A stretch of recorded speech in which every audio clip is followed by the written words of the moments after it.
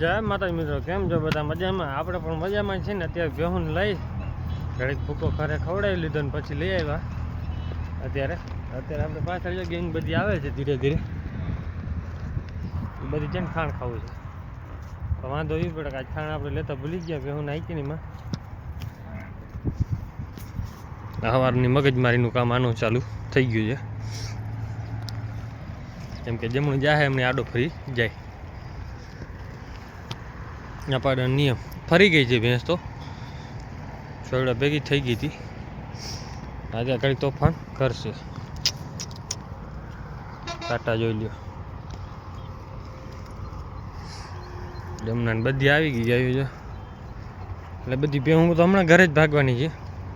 હવે વાંધો એ છે કે અત્યારે ભાગશે કેમ કે ભૂકો ખાઈ લીધો ઘરે. હવે ઘરે જ સીધી ભાગી જાય. અહીંયા ક્યાંય સીમાડમાં મોઢું નહીં નાખે. વાંધો એ છે. અત્યારે પાડાને નાકર જાક વીટી ભાઈ બન આપણો છે ને નાકર નહીં વીટવા દે, એમને ભાગશે બધો બધો. હાલ હાલ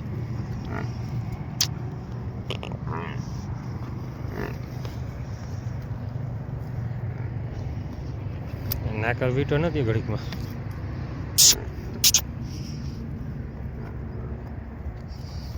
આખી વીટી નાખે ને તો પછી એને આખો દી કાઢે નહીં. આપણે કાઢી નાખી દે. અત્યારે રાડો રાડ છે, ફૂલ હીટમાં હોય ને એટલે રાડ ચાલુ કરી દઈએ અને છૂટી જ થાય છે. આપણે લગભગ ભેહું છે ને છૂટી થઈ ગઈ છે. કોક જ ભેં એવી હોય ઊભી ન રહીએ તો કે રહી જ જાય. બહારથી આવે ને એ બેન આપણે હરખી બાંધવી ફરજિયાત પડે. એમાં જો 90% ભેહું સારી આવતી હોય, 10% જ ખરાબ હોય. કેમ કે ફૂલ થાકમાં ન આવે એટલે રીએ નહીં ઊભી.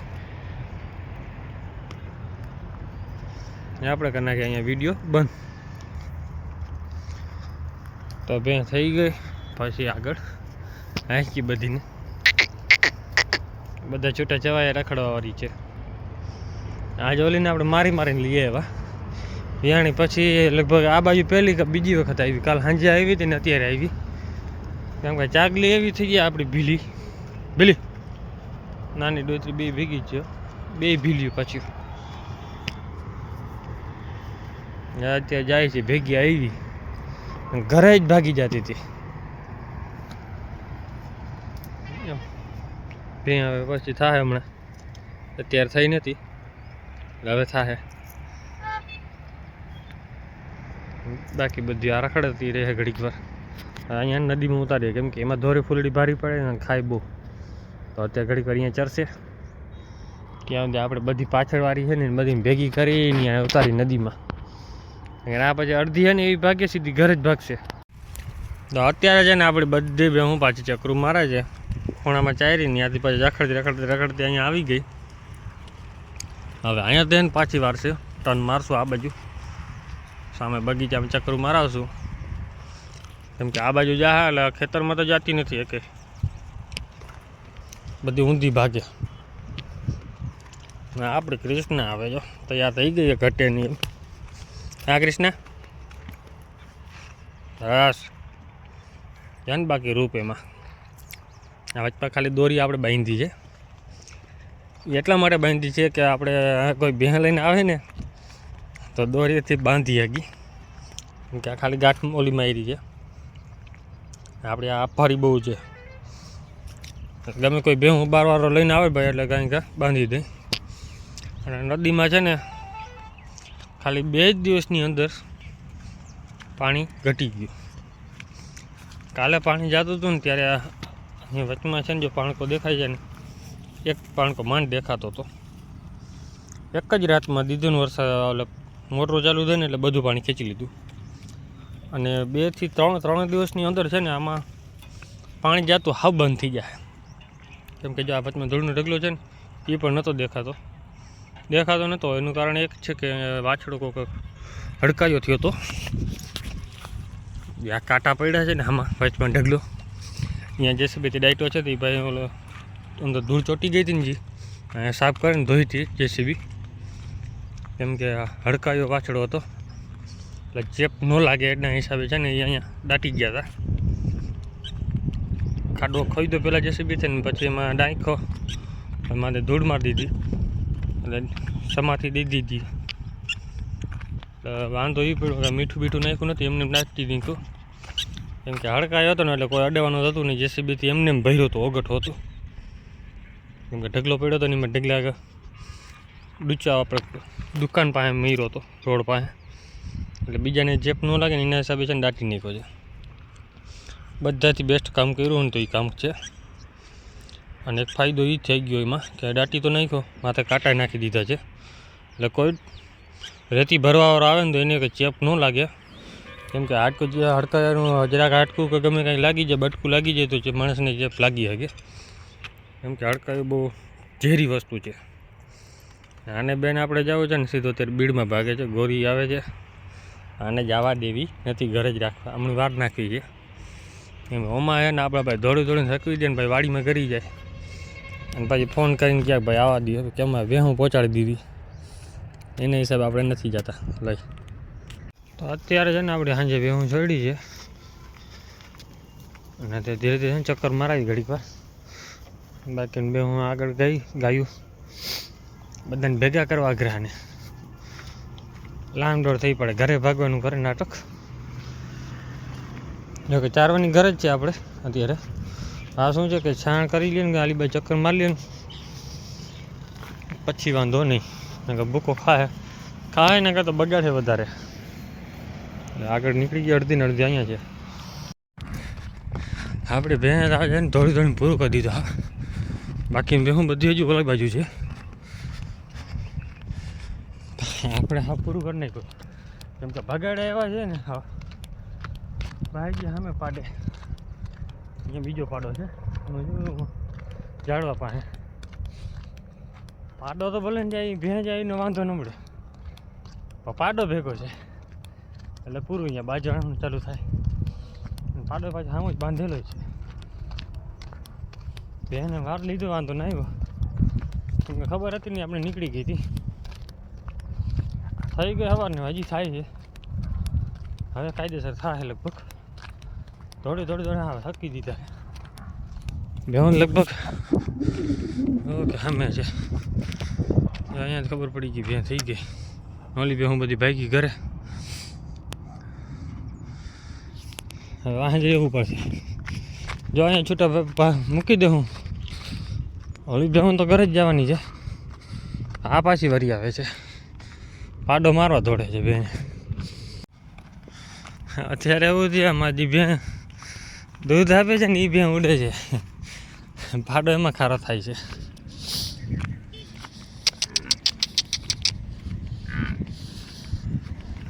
દોડીને થકવી દીધા. હવે ખડેલી ઉડાવડ થઈને દીકરી જ છે. ઘડીક વાર વાહે ન રહીએ, રાડ થઈ પડે.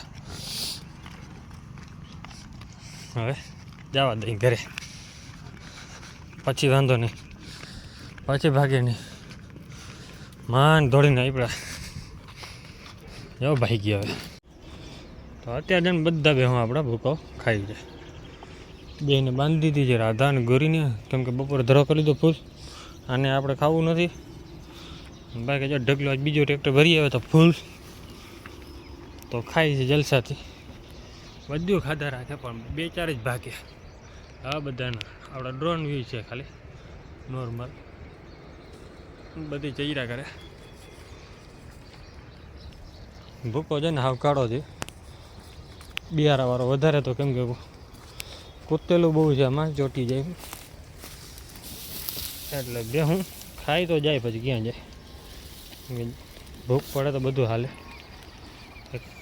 ટેણી ચડી આવી મા દીકરી હમણાં ભાગતી હતી ને એની હું તમને 5 દીકરી ગણાવી દઉં. અત્યારે બધી ભેગી છે. એક આ વર્ષની છે, આ 3જા વર્ષની છે, 2જા વર્ષની એક ઓલી છે અને આગલા વર્ષની હજી એક છે કુંઢી આપણા પાસે. એ ભૂતડાની પહેલી દીકરી છે. આપણે 3 તો અહીંયા બાજુમાં થાય. આ રહી એક મોટી બધાથી ઓલી છે આપણી બાજુમાં. આ મોટી ચરે છે ને જે આપણે જોવે. એક પછીની આપણી આ બીજા નંબરની, ત્રીજા નંબરની અહીંયા છે, ચોથા નંબરની આપણી આ, ને પાંચમા નંબરની નાનકડી બાજુમાં છે.